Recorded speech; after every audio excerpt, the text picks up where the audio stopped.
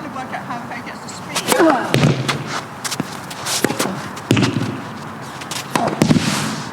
Oh!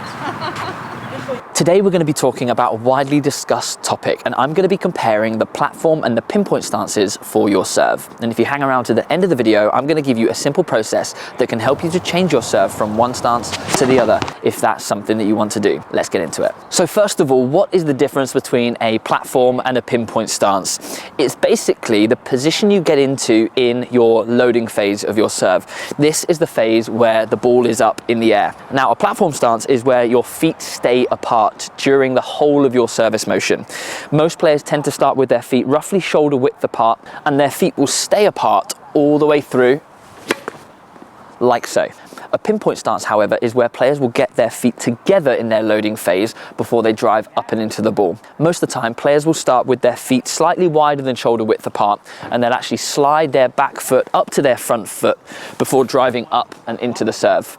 Now, both of these stances have different variations. You'll see players in the platform position have a slightly different position with both feet. And the same goes for with the pinpoint stance. Players bring their back foot up in slightly different ways. Some players like to drag their back foot up, others like to step it up. But the basic differences between the two is a platform, players keep their feet apart, and a pinpoint stance, they'll bring their feet together before jumping up and into the serve. Now, if you look at players on the professional tour, past and present, you'll actually see that more players tend to have a pinpoint stance, especially on the WTA tour. Players that you can picture, such as Serena Williams, Iga Swiatek, Rafael Nadal, and Nick Kyrgios, all bring their back foot up to their front foot and push off with their feet together. Whereas some of the most famous platform servers are Roger Federer, Pete Sampras, Novak Djokovic, etc., all of which have pretty decent serves. So which is the best stance for you? I'm going to talk through the benefits of both so that you can make a slightly more informed decision. And after that, I'm going to tell you what I tend to opt for when working with my players.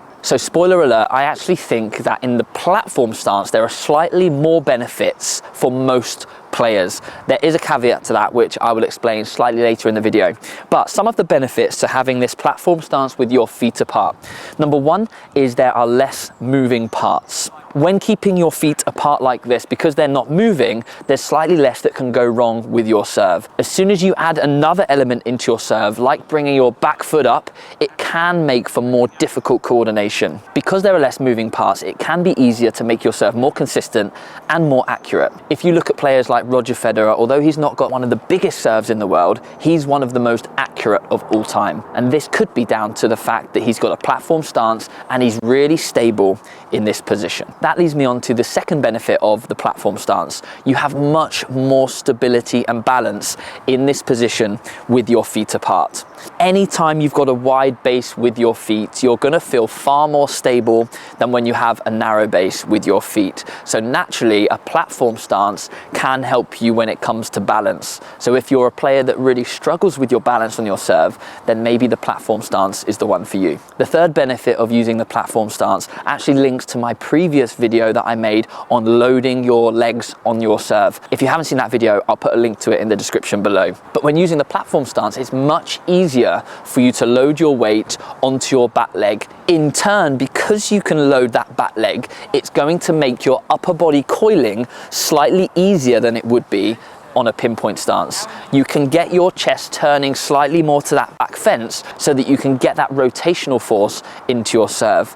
What this also can help you with is hitting with different spins. Because you're able to get that upper body coiling, it can really help you to come around your serve for a slice, and it can help you to stay sideways on for longer if you're looking to hit that kick serve. So in summary, the benefits of hitting with a platform stance are there are less moving parts, so this can help you with consistency and accuracy. It's good for balance and loading that back leg and getting that upper body coiling that we desire, helping you to hit with good variety with slice and topspin as well. Well, at this point, you might be thinking, why do most tennis players at the professional level hit with a pinpoint action? So here are a couple of benefits to using this stance. One of the biggest benefits to using a pinpoint stance is lots of players find that it's more of a natural flowing motion, which can give you really good momentum and body weight transfer. Because of the natural service motion of having your weight on your front foot, rocking back onto your back foot, sliding back up and then driving up to the ball, some people find this more natural. Because of this momentum, people also find it easier to get body weight transfer going forwards into the court. Now, yes, with the platform stance, you can still get good body weight transfer because you're transferring your body weight from your back leg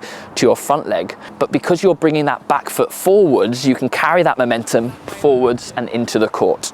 Another benefit to using the pinpoint stance is as you leave the ground, you're actually in a taller position with your feet together than you are when you take off from your feet apart. This means that you actually don't have to jump as high as you do with a platform stance to get the same reach on your contact point. Some players find that with that wider platform stance, it can be more effort to get up to that high contact point. Another benefit of the pinpoint stance is players have less time in their loading phase. A common mistake that I see players make when they're in the platform stance is them sinking down into this bent knee position for too long, and they actually lose all of that energy potential driving up to the ball. The benefit of a pinpoint stance is you have less time. Once your foot comes up to your front foot, you're going to bend your knees for a very quick amount of time before exploding up to the ball. This way you're going to maximize that energy potential with that shallow and quick knee bend. The final benefit isn't a benefit for everybody, but actually in the pinpoint stance, you're utilizing your front leg slightly more than you do in the platform stance.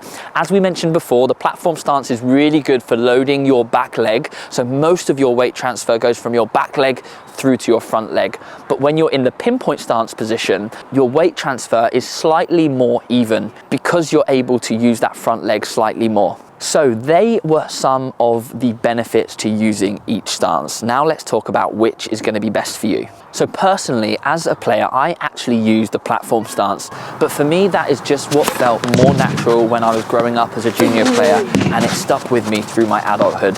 But naturally, as a coach, I needed to learn both, and at the start I actually found it quite awkward to develop the pinpoint stance just because I had done so many repetitions of my platform stance as a player. But when it comes to working with my players, it really depends on the player that's in front of me. I would say that most players that I work with have a platform stance, mainly due to the simplicity of it and the fact that they feel more consistent, balanced and accurate.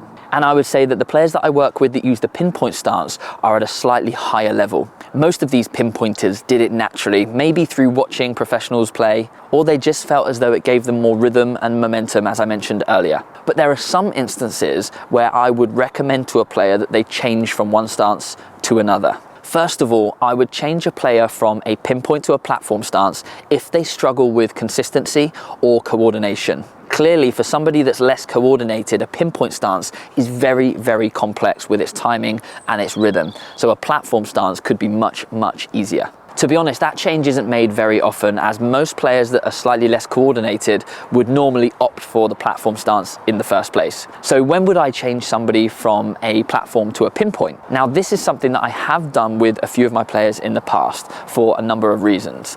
The first reason I would change from a platform to a pinpoint is if the player is well coordinated and pretty athletic, but they found that they've hit a plateau within their serving and they want to get a little bit more power on their serve, then I would get them to at least try a pinpoint serve. Now, at the start when changing a stance, it can be really, really difficult as the timing is very, very different. But for those players that did want to try the change, this is how we did it. So first of all, we do shadow swings. So without using a tennis ball, we get used to the rhythm and the timing of when that back foot comes up. As a platform server, you're not going to be used to this and timing is going to be difficult. What's really important is that we start with all of our weight on our front foot, just like we do on a platform stance. We rock back, putting all of our weight on our back foot. But then once our racket starts to rise, that's when we bring our foot up to the front foot. Now, if the player is pretty well coordinated, they can go into the full motion straight away, just getting used to bringing the back foot up, bend and drive. Same again, rocking back onto the back leg, bring it up and drive.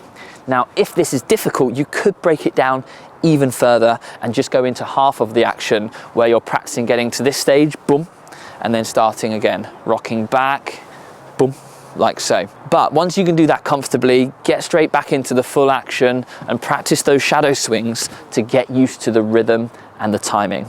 Once you've got used to the shadow swings and you feel like you've got the rhythm and the timing locked down, now is the time to introduce a tennis ball. What I would advise is you start off by hitting this tennis ball against the fence. This way it takes all of the pressure away. You don't have to get the ball over the net and into the court. You can really focus on the timing and the rhythm of your new technique, like so. Another thing that I like to do to help players to get used to the feeling of having their feet together is actually starting from this position here. So having both feet sideways on, slightly tilted into the court here, getting the player to do their normal service action like so. This really forces players to get a good ball toss, as with your feet together, as we mentioned before, you have less balance. So getting a good ball toss, but getting them comfortable using their legs and driving up with the feet together. If you get the hang of this and you can serve comfortably with your feet together, now it's the time to bring your back foot up to the front foot. So just like before when we did the shadow swings, you're going to start with your weight forward, rocking back onto your back foot. But once that ball goes up in the air, you bring your foot up, and then you drive up to the ball. And again. So they are the progressions that I would use. They would take a lot more time than I just showed you there. It might be that you do 10, 20, or even 30 shadow swings to really get used to the timing and the rhythm before you go into serving with a ball. Now, if you tried serving with your feet together and it really didn't work for you, then maybe the pinpoint stance isn't the one. However, if you like the sound of it, there is a compromise. You can serve from a narrow platform stance position. This can give you the best of both. You're going to feel slightly more balanced than you would in a pinpoint position. You're going to feel slightly taller than you would in a platform position. And so this could be something for you to give a go. And if you want to, again, start with your feet with that narrow base and see how you get on with that. What you do lack in this position is the momentum that you get from a traditional pinpoint stance setup. But if you get used to this, your balance may improve, your ball toss consistency may improve, and who knows, later down the line, you might be able to bring that foot right up to your front foot. So hopefully after watching that video, you understand the benefits of the pinpoint and the platform stance slightly more than you did before watching this video. And either it's reassured you that you're using the right stance for your tennis, or it's given you that urge to experiment with a different stance. Let me know in the comments below which way you're feeling about your serve. And if you've got any questions, please do not hesitate to ask. Thanks as always for watching this video. I look forward to seeing you next time. Take care.